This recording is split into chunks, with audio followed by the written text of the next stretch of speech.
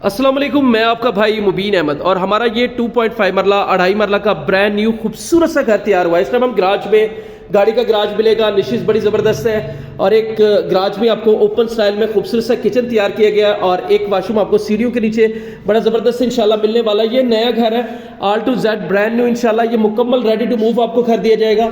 साथ में इस घर का सेपरेट सा टीवी लॉन्च जहाँ पर सीलिंग का डिज़ाइन ज़बरदस्त है, एज आप ड्राइंग रूम इसको यूज़ कर सकते हैं। खूबसूरत सी टाइल फ्लोरिंग यहाँ पर की गई है और साथ में इस घर का मास्टर साइज का बेडरूम आ गया विद अटैच बाथ वेंटिलेशन के साथ मिलता है। खूबसूरत टाइल फ्लोरिंग, वॉलपेपर बड़ा ज़बरदस्त, सीलिंग के डिज़ाइन खूबसूरत से सिंपल से अंदाज में रखे गए और ये नया घर है। छोटे मोटे जो काम होने वाले हैं वो इंशाल्लाह करवा के देंगे।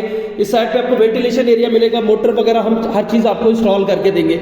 सिर्फ 28 लाख रुपए में ये खूबसूरत तरीन रेडी टू मूव घर मिलेगा।